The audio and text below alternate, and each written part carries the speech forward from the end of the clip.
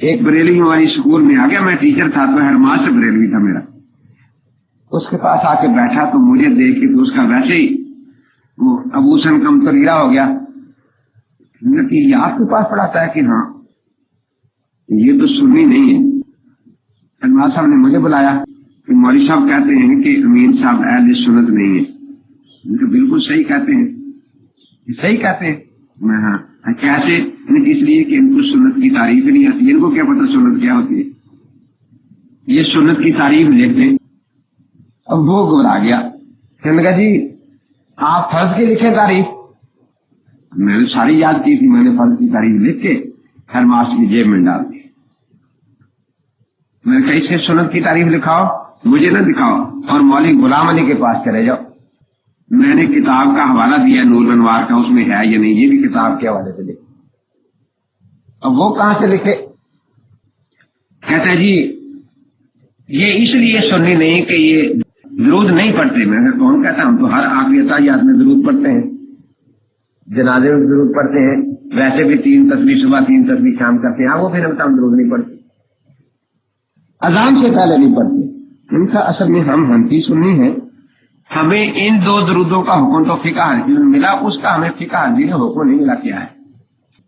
آپ اس کا فقہ حنفی میں ہمیں حکم دکھا دیں کہ کیا ہے۔ میں نے ہیڈ ماسٹر سے کہا کہ اس سے پوچھو نا کہ نماز میں درود پڑھنا یہ کہتا ہے سنت ہے کہ جی ہاں، جنازے میں سنت ہے، اذان سے پہلے کیا ہے؟ اب وہ لگا سوچنے، تو اس نے سوچا کہ اگر میں سنت کہوں گا تو یہ فوراً کہے گا کہ جس دن سے نماز شروع ہوئی اس میں درود آ رہا ہے، جس دن سے جنازہ شروع اس میں درود آ رہا ہے، اور یہ جو درود ہے یہ تو سپیکر والا ہے نا، سپیکر ہو تو پڑھا جاتا ہے، سپیکر خراب ہو تو پڑھتا ہی کوئی نہیں، اذان والا بھی نہیں ہے نا۔ اور ابھی لوگ زندہ ہیں جو جانتے ہیں کہ پہلے کوئی نہیں پڑھتا، اور اس کا شان نزول شاید آپ کو پتا نہ ہو، یہ سن 53 میں شروع ہوا ہے۔ اس سن 53 میں قادیانیوں کے خلاف ایک بہت بڑی تحریک اٹھی تھی، سینکڑوں ہزاروں نوجوانوں کو شہید کیا گیا۔ اس کے باوجود تحریک جو ہے حکومت اس کو دبانے میں ناکام ہو گئی۔ تو غالباً 3 یا 13 مارچ کی تاریخ ہے، اخبار میں سر ظفر اللہ وزیر خارجہ تھا، یہ پھر گاڑی پر گیا اور مولوی سردار احمد بریلوی جو ان کا بڑا تھا فیصل آباد میں، اس کی اور ان کی آپس میں ملاقات ہوئی۔ اس نے یہ کہا کہ حکومت بالکل عاجز آ گئی ہے، اتنا خون خرابہ کرنے کے بعد بھی اور لاکھوں روپے برباد کر کے بھی کہ اس تحریک کو ختم نہیں کر سکتی۔ تو آپ کی ضرورت ہے کہ آپ کچھ ہمت کریں۔ اور ایک تھیلی بھی پیش کی، پتہ نہیں اس میں کیا کچھ تھا۔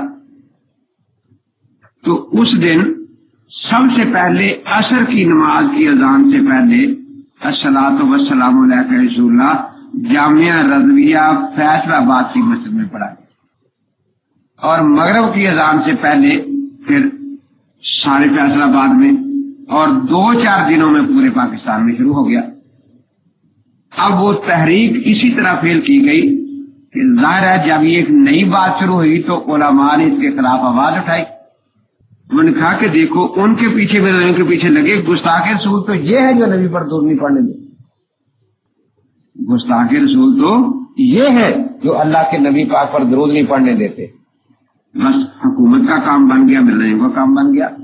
تو یہ درود شریف شروع اسی لیے ہوا تھا کہ قادیانیوں کے خلاف جو تحریک ہے اس کو فیل کر دیا، اور اس میں پھر اس کی وجہ سے حکومت کو کامیابی ہوئی اور وہ تحریک فیل ہو۔ تو بہرحال اب وہ مولوی صاحب تھے، اس کو بھی پتا تھا کہ سنت کی تعریف تو مجھے آئی نہیں۔ کہتا ہے جی اذان سے پہلے درود شریف پڑھنا مباح ہے۔ میں نے کہا ہیڈ ماسٹر صاحب کو مباح کے معنی نہیں آتے، ان کو سمجھا دے۔ میں نے کہا آپ ہی سمجھا دے۔ میں نے کہا ہیڈ ماسٹر صاحب مباح اس کام کو کہتے ہیں جس کے کرنے میں ثواب نہ ہو، چھوڑنے میں عذاب نہ ہو۔